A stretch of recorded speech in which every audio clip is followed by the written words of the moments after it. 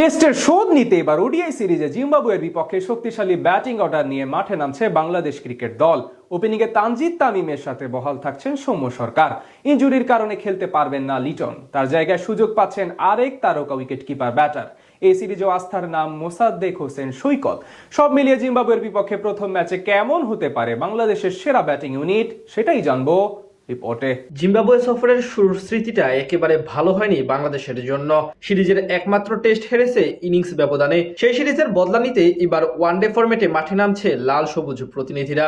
ঘরের মাঠে টানা 4 সিরিজ জয়ের আত্মবিশ্বাস নিয়ে তাই শক্তিশালী ব্যাটিং অর্ডার নিয়েই পরিকল্পনা সাজাচ্ছেন কোচ ফিল সিমন্স, যেখানে দেখা যেতে পারে একাধিক পরিবর্তন।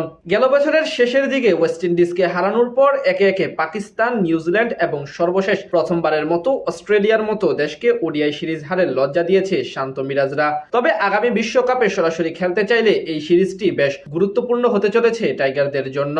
প্রথম ম্যাচে একাদশে বাংলাদেশের ব্যাটিং অর্ডারে ওপেন করতে দেখা যেতে পারে দুই বামহাতিকে, যেখানে থাকতে পারেন সৌম্য সরকার এবং তানজিদ তামিম। শেষ দুই সিরিজে নামের প্রতি একেবারে সুবিচার করতে পারেননি সাইফ হাসান। 6 ম্যাচে কেবল করেছেন এক হাফ সেঞ্চুরি, তাই তার উপর আস্থা হারিয়ে এই দুজনকে বেছে নিতে পারে টিম ম্যানেজমেন্ট। ব্যাট হাতে তামিম দারুণ ফর্মে আছেন। অন্যদিকে জিম্বাবুয়ের বিপক্ষে সৌম্য সরকারের পরিসংখ্যান সবসময় ইতিবাচক। এখন পর্যন্ত 2 ম্যাচে 137 রান করেছেন, পাক্কা 68.5 গড়ে, স্ট্রাইক রেট প্রায় 125 ছুঁই। তাদের সাথে 3 নম্বর পজিশনে দায়িত্ব সামলাতে পারেন আরেক বামহাতি ও সহ অধিনায়ক নাজমুল হোসেন শান্ত।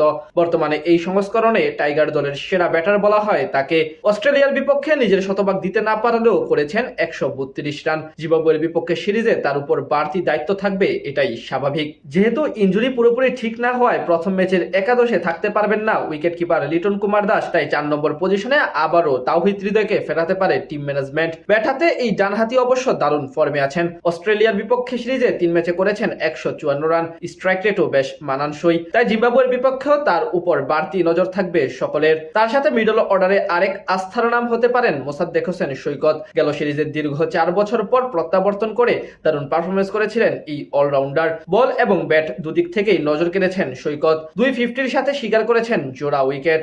এদিকে একাদশে লিটনের অনুপস্থিতিতে উইকেট কিপিং পজিশন সামলাতে পারেন নুরুল হাসান সোহান। স্কোয়াডে নিয়মিত থাকলেও ম্যাচ খেলার সুযোগ পাচ্ছিলেন না এই ডানহাতি ব্যাটার। তবে জিম্বাবুয়ের বিপক্ষে প্রথম ম্যাচে ভাগ্য খুলতে পারে সোহানের। জাতীয় দলের হয়ে 50 ওভারের ম্যাচে 11 ইনিংস ব্যাট করে প্রায় 34 গড়ে 237 রান করেছেন এই ব্যাটার। এছাড়া তাদের সঙ্গে অলরাউন্ডার হিসেবে ব্যাটিং অর্ডারে আরও ভূমিকা রাখতে পারেন অধিনায়ক মেহেদী হাসান মিরাজ। অস্ট্রেলিয়ার বিপক্ষে দ্বিতীয় ওডিআই ম্যাচে দারুণ দায়িত্বশীলতার পরিচয় দিয়েছিলেন এই ক্রিকেটার। সব মিলিয়ে বলা চলে লিটন দাস না থাকলেও জিম্বাবুয়ের বিপক্ষে বেশ ভারসাম্যপূর্ণ ব্যাটিং অর্ডার নিয়েই লড়াইয়ে নামবে বাংলাদেশ ক্রিকেট দল।